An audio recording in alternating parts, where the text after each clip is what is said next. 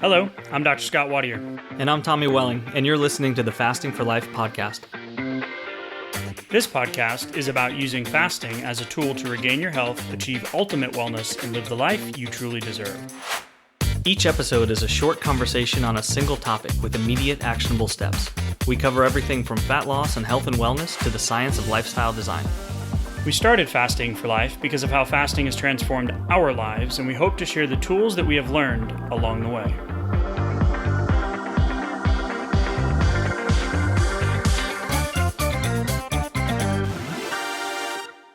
Hey everyone, welcome to the Fasting for Life podcast. My name is Dr. Scott Wadier. I'm here as always, my good friend and colleague Tommy Welling. Good afternoon to you, sir. Hey Scott, how are you? Doing fantastic, my friend. Excited for today's conversation.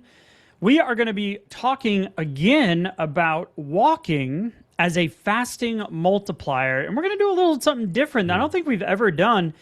We're going to do a little 15-minute, 2-week, non-negotiable walking challenge to you, the listeners. So if you're new to the podcast, before we dive into that, I want to welcome you in. Thanks for finding us. Glad you're here. Glad you're on the fasting journey with us.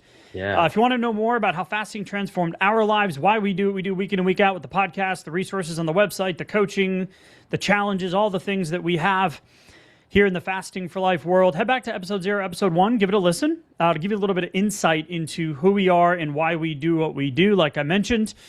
For you long-term listeners, man, it's 2026. We're in early February, and I am just wishing you all the best fasting success.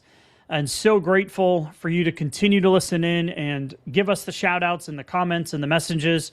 It really is something that motivates us to keep doing what we do while we take on this weight loss and chronic health epidemic through the tried and true art of fasting, getting the weight off once and for all, Tommy. So let's give a shout out before we hop into today's episode of Walking as a Fasting Multiplier. We'll unpack our kind of different perspective and angle we're coming at you with today. So Tommy, let's do a shout out.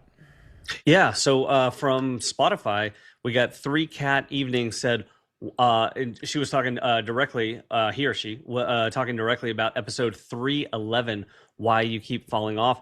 She said, he or she said, wow, this was the episode I needed today. I've been way off my ideal for months now, and I'm going to develop a plan B for myself this week. Thank you. And so what we talked about during that episode was not just having a little bit of a structure to get you around that default on-off mentality, which can come about from so many years of on-off dieting and the diet cycle, the diet roller coaster, that we can kind of develop an on-off perfectionism mentality and not even really realize it sometimes. And especially at the beginning of the year with New Year's resolutions, that only tends to multiply the effects of an on-off perfectionist mentality. So what we talked about there was having your ideal day. That's great, but also having your floor goal, your like, this is my de minimis, goal for the day, that this is what I'm going to do no matter what, even if it's not a 10, even if today is like a 1 or a 0, I can still do this. And then that allows me to also feel like I'm still on track. I didn't stop the habit. I just did the lower gear, the plan B for the habit. And then that allows me to see whether if tomorrow is better, then great. I can go right back to the plan A or a plan B plus some sort of hybrid between the two. And I'm always on track. I'm not feeling like off track. And then I have to get back on because going from 0 to 1 is tough. It's tricky. Yeah. So shout out to Kat because, I mean, we've gotten so much feedback on episode 311. So I love that it resonated. I love that you have a plan. I love that you sound excited about it again. Heck yeah. So keep up the great work.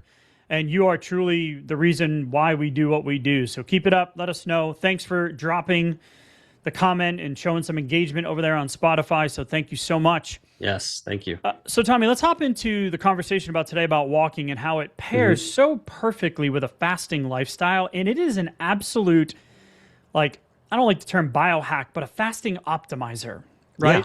Yeah, multiplier. It really is. And we've talked about this in almost a dozen other episodes in some frame or fashion. Is that the term? Yeah. Form or fashion. There we go. Yeah. Either It's way. cold. It's cold here in Texas. Everything kind of shuts down, apparently, including my brain's ability to recall words and phrases. Apparently, so this should be a fun episode. Stay tuned. Sure. And so we've talked about, back in the day, we did an episode way back in the day where we talked about 10,000 steps to nowhere, and it was this marketing initiative that came out of the first like wearable device.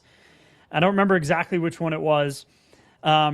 But I think it was just like a simple step counter, wasn't it? Like it was either out of, I think it was out of Japan, and they came up with this, like, get your 10,000 steps a day. Yeah. And then we broke it down, where we've talked about, the actual sweet spot for overall health and longevity and quality of life and true needle moving from a metabolic function standpoint, needing labs and cardiovascular risk and blood sugar and all that stuff, insulin resistance. So we've talked about, that angle in all different types of forms or fashions. And really there's the research that supports somewhere in that 7 to 7,500 range is the biggest bang for your buck. Yeah. And today's article, which was in the Annals of Internal Medicine, it was the step accumulation patterns and risk for cardiovascular events and mortality among suboptimally active adults. So when we talk about this, it's an easy lever to pull. You were just talking about going from 0 to 1, right? Yep. So when we're the takeaway from this article is we're looking at suboptimal active adults, so less than 8,000 steps a day. And in the study, we're going to look at the main outcome, which was shorter versus longer bouts of walking.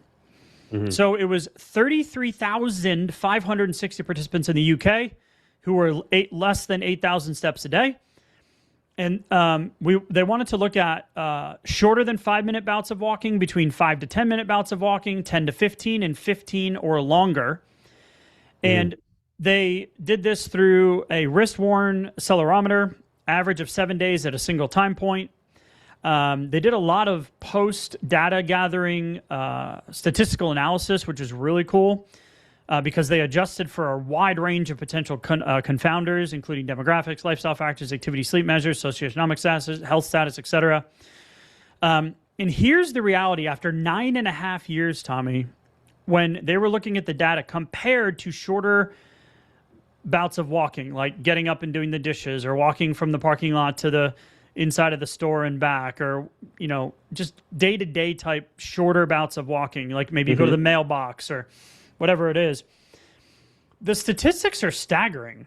So cardiovascular risk. So we've talked so much about area under the curve and blood sugar, and we'll go back and kind of rehash that with some new research here in just a few minutes on why this is such a powerful combination tool with fasting. But I know I'm saying a lot of words right now, and I'm going to ping it back to you in just a second here, but I want to set the frame with the data first. Is the risk of cardiovascular disease was 15% lower in bouts of 5 to 10 minutes, 42% lower with bouts of 10 to 15 minutes, and 68% lower with bouts of 15 minutes or longer.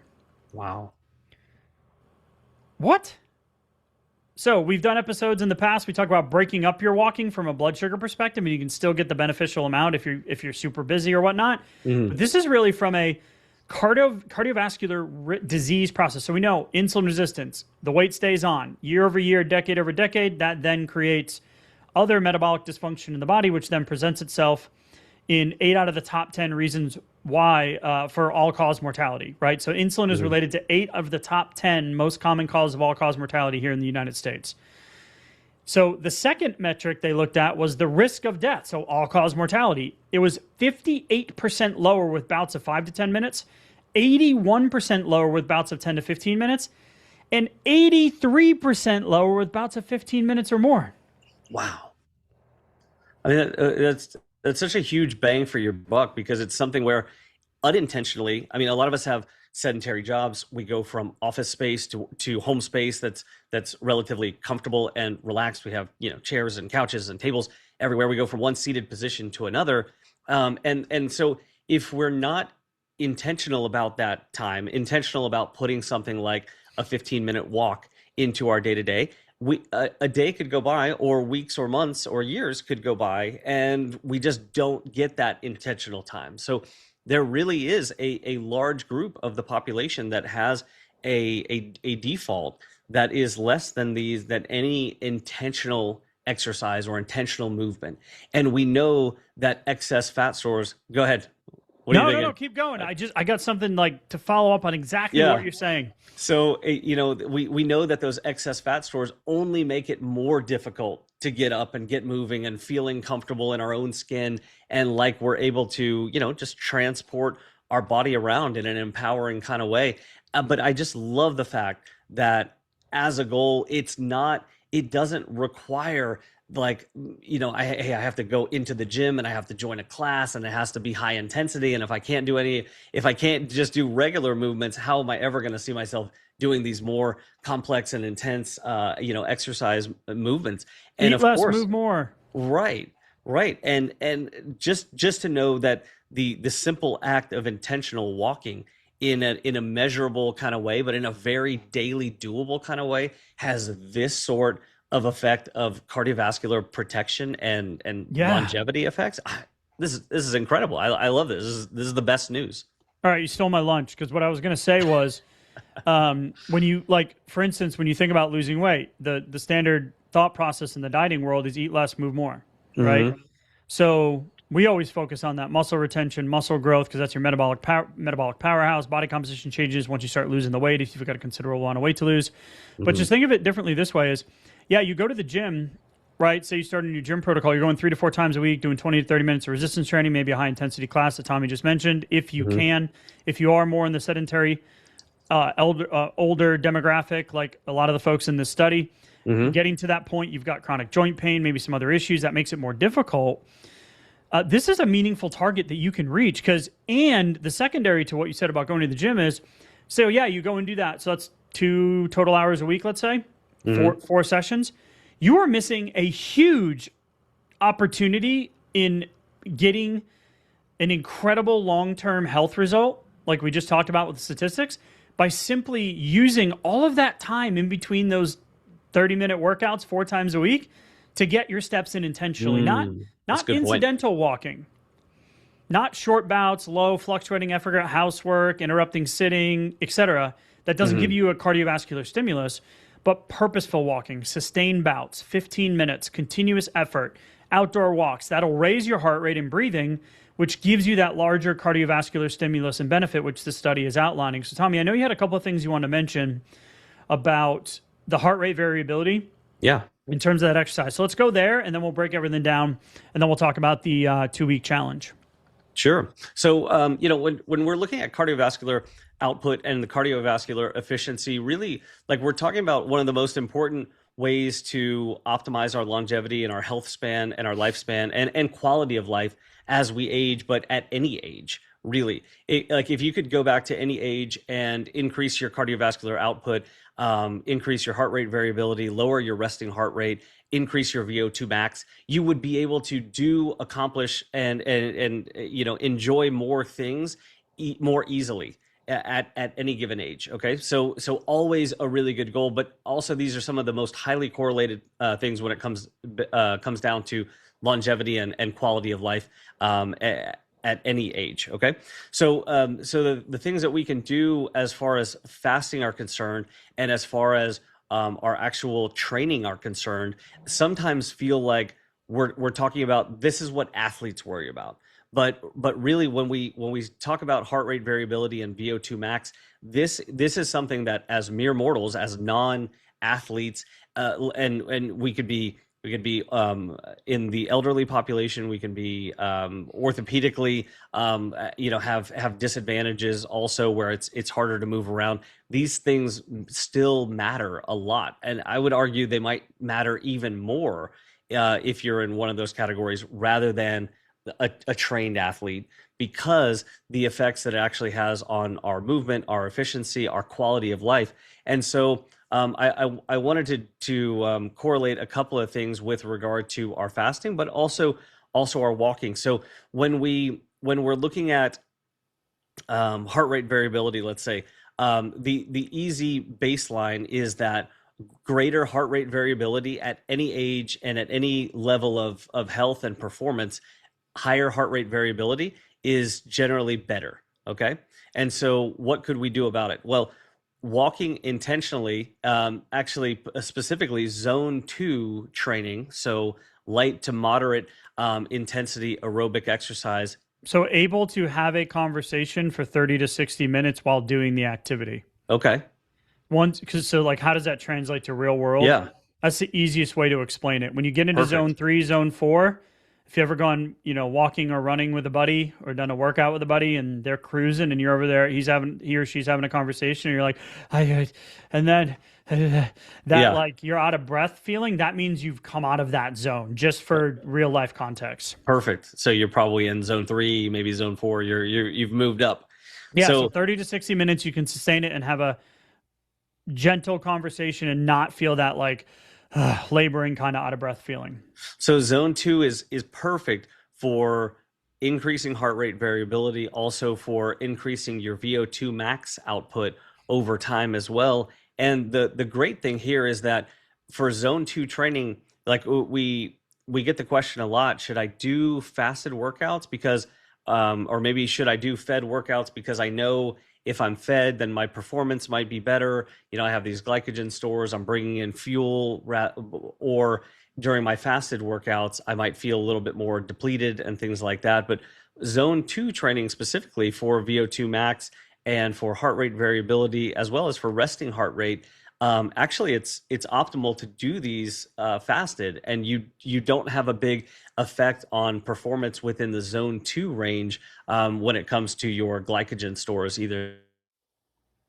So you don't have to think about, when am I going to have my carbohydrates or my larger meals and things like that. Now, obviously, if you're doing exercise for performance reasons, then you can start timing those, around more around your nutrition opportunity windows and things like that. But for us mere mortals, this is a great way to think about. We can get benefits and work it into our fasting lifestyle very easily while we're having these cardiovascular effects. And the takeaway with the long-term benefits is, consistent intermittent fasting for 8 weeks has been shown to significantly improve cardiovascular health, cardiovascular regulation, or HRV, which leads to higher baseline HRV and lower resting heart rates in healthy adults. If you are carrying excess weight, have some labs that are out of whack, have maybe prediabetes is on the horizon. Like if you have some other metabolic dysfunction going on, then your heart rate variability is going to take a little bit longer to come up, because we need to get the weight off and get moving to then be able to tap into that training zone. So this type of activity, tying it back to the study, was the fact that if we just put intentional movement, like these short bouts of walking in, you're still going to be able to tap into the benefits of that increased VO2 max, ultimately the better heart rate variability, and ultimately leading to what I feel is one of the major outcomes of the study, the better reduction in cardiovascular risk and reduction in all-cause mortality. And it goes perfectly with fasting, because you don't have to worry about that fasted versus fed, or I'm hungry after a harder workout, or any of that type of stuff, which allows for better adherence in the long term. So just an incredible study that we came across. So when we're talking about walking and what it can do for us from a fasting lifestyle perspective, it's if you're stuck in that lower movement count, what matters most is not squeezing in more random steps, but locking in on that 1 15-minute intentional walk, especially around meals, to multiply your fasting and metabolic results. So what does that look like? Well, what are the other benefits of walking? And what we're going to talk about with this little 2-week challenge we want to pose to everybody. In this study, this was not a fasting study, but it was a study that said 3 15-minute post-meal walks after each meal, breakfast, lunch, dinner, in older adults with impaired glucose tolerance, right? So some form of the glucose metabolism issue, prediabetes, etc., improved 24-hour blood sugar control as much as a single 45-minute morning walk, and was more effective at lowering 3-hour post-dinner glucose. So yes, you can break up the bolus of walking. We're talking about just honing in from a cardiovascular and disease, all-cause mortality standpoint here. But the most powerful walk you can do is the one post-OMAD dinner. Because of what we just stated with that new study. In type 2 diabetics, a 15-minute moderate intensity walk after meals reduced 24-hour glucose variability in blood sugar area under the curve. So what that means is, as your blood sugar fluctuates throughout the day, the peaks and the valleys, How much of that can you color in with a crayon? That's the area under the curve. We want to minimize those peaks and valleys and decrease that area under the curve where the blood sugar is stuck in the bloodstream and or being stored as short-term energy and or fat. Yeah. Right? Yeah. That insulin lever. If we could start using some, if we can mobilize some of that more quickly. And push some into the muscle cells, that will be perfect. And then that's gonna lower the amount that's actually circulating within the blood. And the great thing there is that, not everybody listening to this is, has diabetes, of course, and right, or cardiovascular disease. Yeah, right. But the encouraging part there, and what we can learn from that, is that diabetes on the scale is really just a very, very imbalanced blood sugar and insulin response to any given food bolus and carbohydrate load. So what we can learn from that is the fact that if it works for someone with full-blown diabetes, then it will also work for someone with any level of insulin resistance, blood sugar management issue, or because it's the same physiological mechanisms. Right. Yeah, it's just a different step along the same blood sugar dysregulation pathway. And so we can learn from that. We can leverage the same things that work within the diabetes patient population. We can use those to our advantage, even if, hey, I'm only, quote unquote, dealing with pre-diabetes, or I don't even have pre-diabetes. Okay. I just have this extra 20 pounds I need to lose and I'm tired all the time. Right. It's very likely that you still have some, at least small or moderate level of blood sugar dysregulation, and you will benefit from these same things that will help within the diabetic population. Which is why fasting is so powerful. We're going to wrap it up and kind of summarize the overlap here, and then we'll talk about the challenge.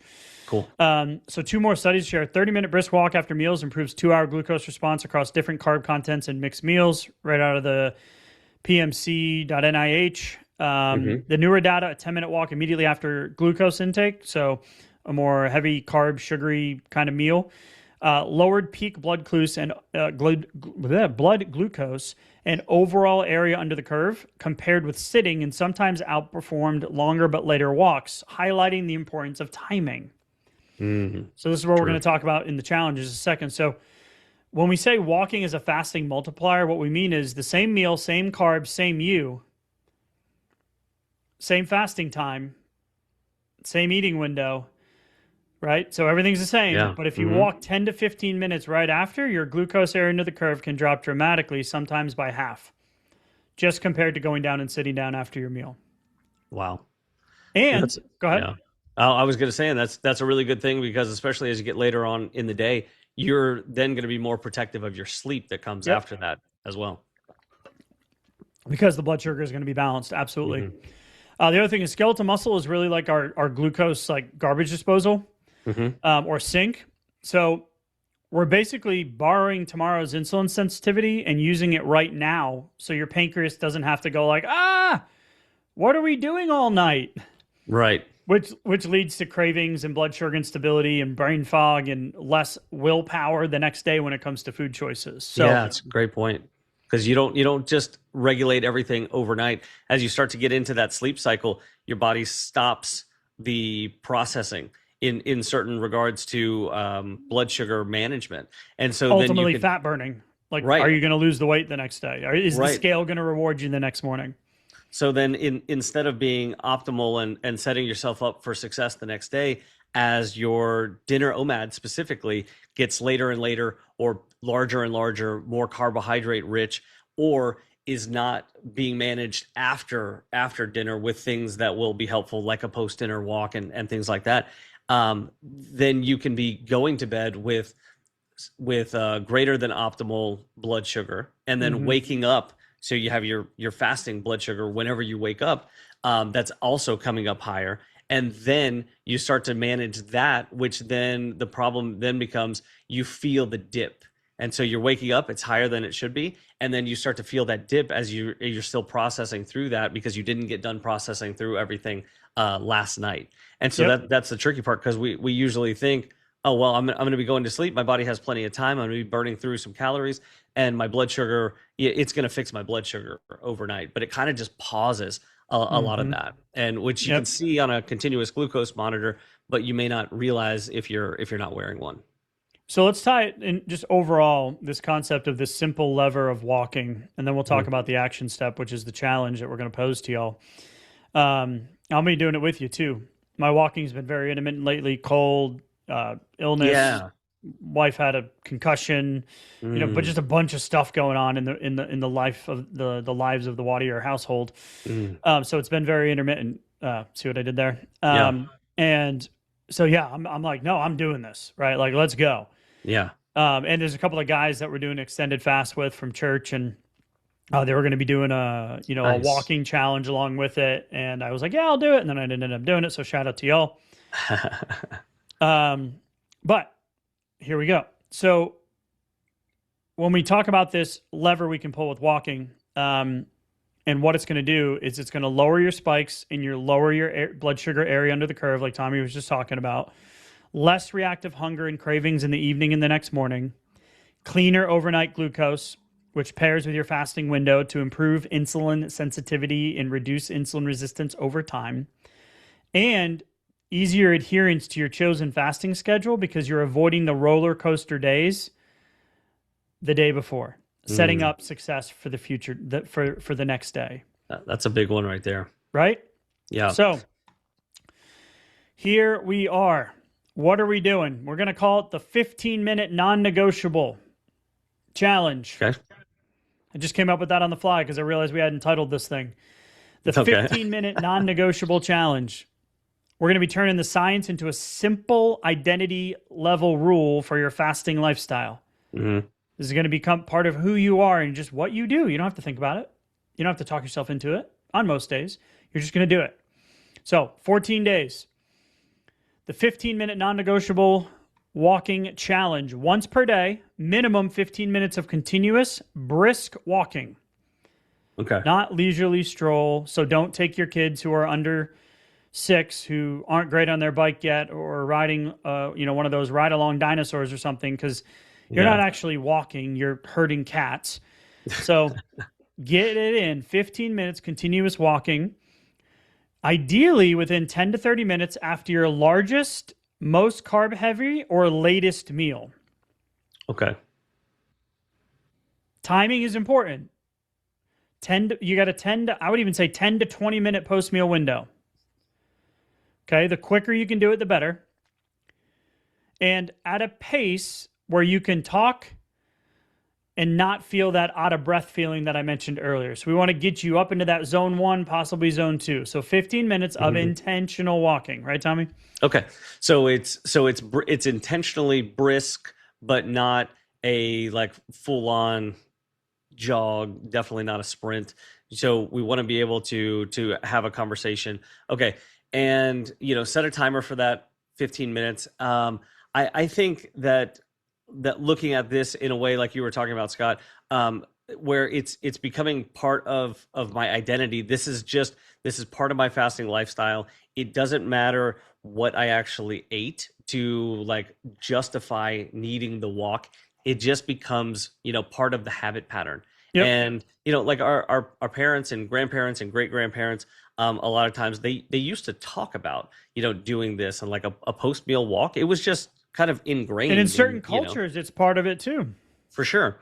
And I think a lot of that's, kind of been lost. We're busier. Things are different. They're not quite as simple as they used to be, let's say.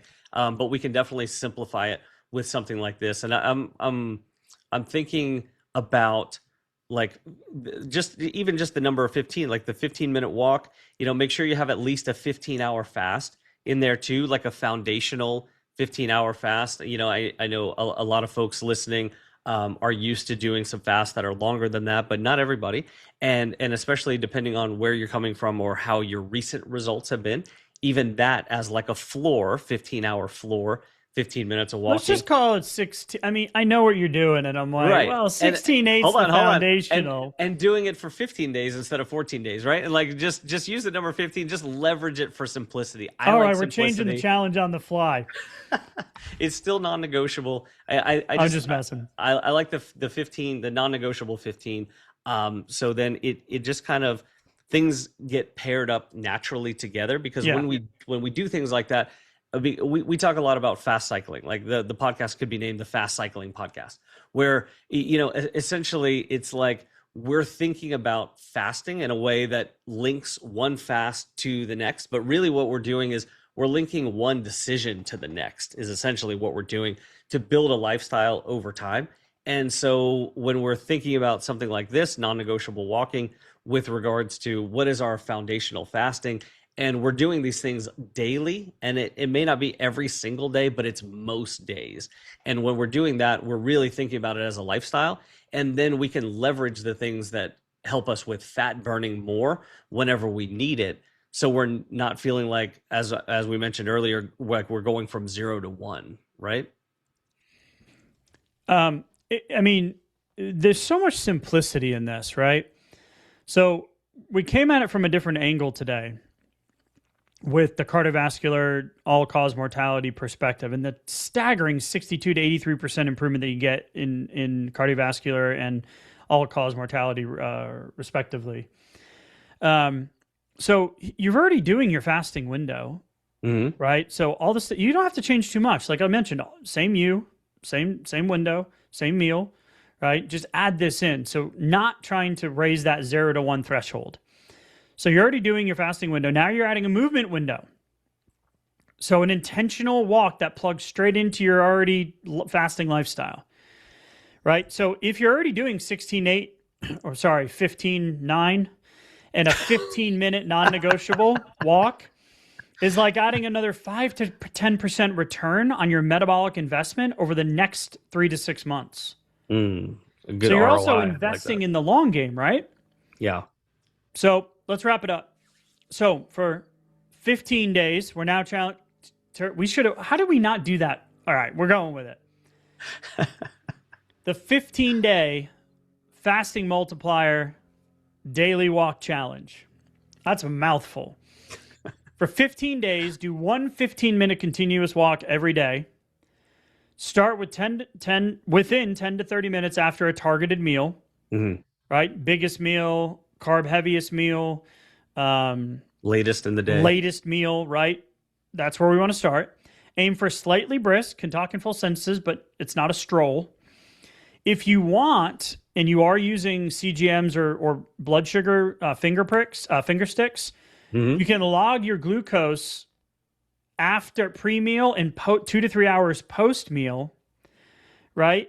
With the CGM and see that trend. And if you're doing finger sticks, you can do 1 and 2 hours post-meal to kind of get what that looks like. And then in 2 weeks, in 15 days, repeat the exact same meals at the same times, and see where you're at. See how you respond to it, and do kind of a little beta test, right, to see what the trend's been over the last 2 weeks. I like it. And then if you did a flame day, if you did a full burn day one day, then I like for that walk to be a little later on in the day, because it makes sure that as my insulin sensitivity is going down as the day goes on, then I still have this intentional way to set myself up for success going into my sleep cycle. And then as I'm going to be waking up the next day with better blood sugar regulation. So I really like that as an intentionality. But probably the thing that I like even more about that later walk is that it gets me the heck out of Dodge, away from the kitchen. Because if I'm skipping a dinner, if it's my first night skipping a dinner, that's always been the sticking point for me. The pantry, the popcorn, all the stuff the household that I grew up in, right? Yep. It's just get me away from it, and it's just gonna be so much easier. And it's not a physical hunger; it's just a habit pattern, maybe a little bit of boredom in there, a little bit of like, ooh, it's just being away from that makes it that much easier. So I like maybe a 6 p.m. Probably somewhere around 6 o'clock, 7 o'clock walk, especially if I'm going to be skipping dinner. Love it. And for you folks that aren't tracking, here's what I want you to track. Obviously, we have a checklist that we put together. We're going to drop it in the show notes. You can go grab it to make this even easier for you. Nice. The 15-day non-negotiable walking challenge, 15 minutes a day, 15 days.